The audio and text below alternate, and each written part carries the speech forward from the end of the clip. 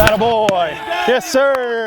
I want to pair off of that passion. You know, we share that where you get excited when you see the kid finally it clicks in him and he's starting to understand it. So if you don't mind, tell me kind of your philosophy and approach to maybe doing a one-on-one session versus a small group, 1 to 3 kids versus a whole team. If you're working with a whole team to teach them something, what's your approach and your coaching style with that?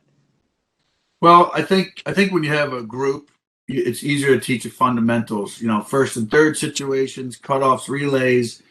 Again, I'm going to tell you a big league formula, big league spring training.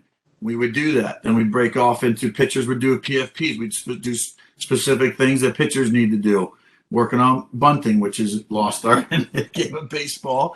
Bunt coverages, rundowns and relays. So, when you do team stuff, you got to do team fundamentals, pop fly priorities.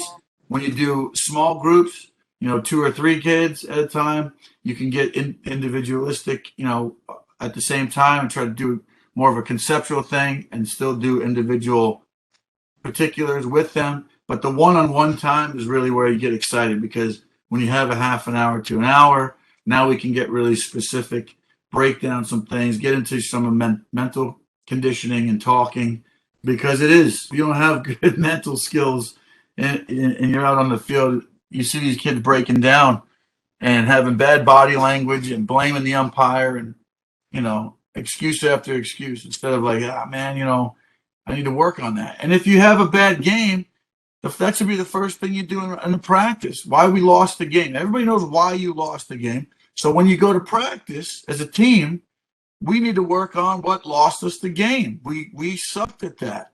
Let's go back to that. Let's review the tape a little bit, not stay focused on it. Make sure we know what the hell to do next time.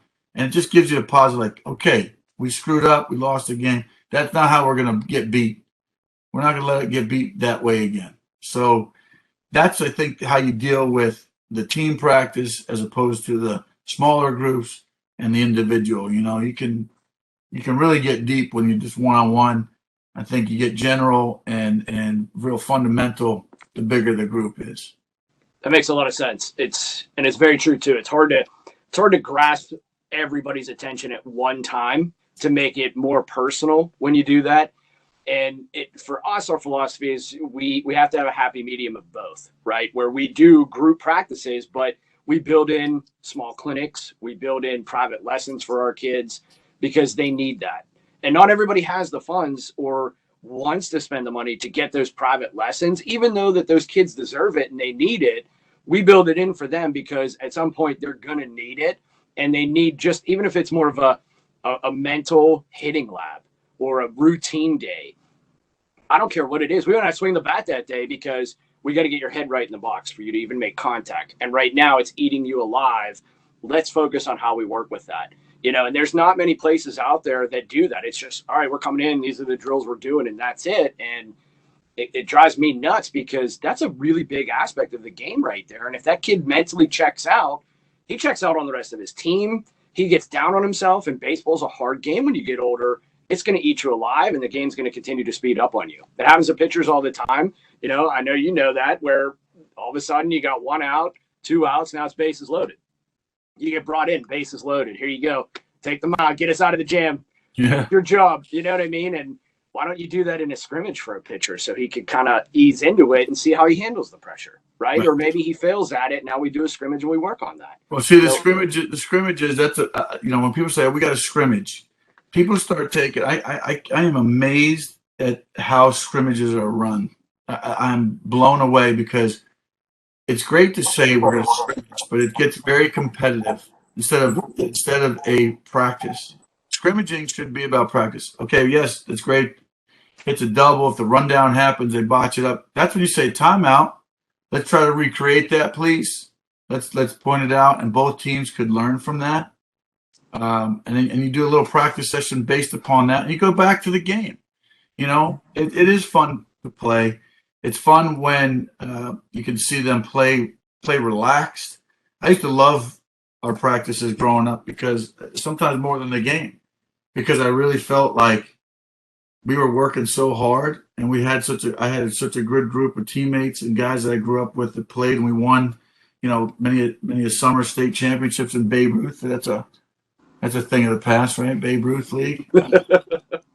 But we won a lot of tournaments in New York State, and we spent summers, and we had host families, and it was a different thing.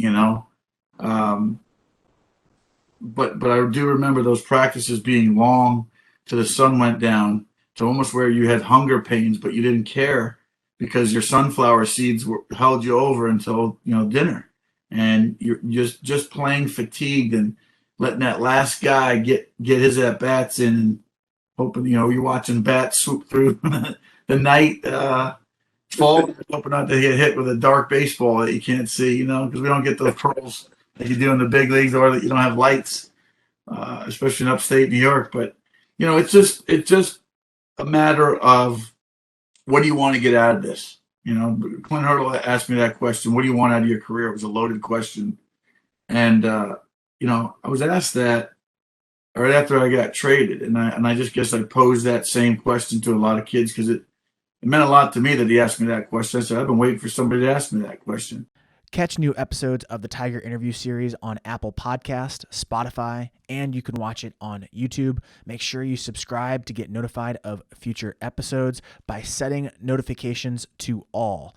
And check out our website, rawlingstigers.com, for club baseball and softball information.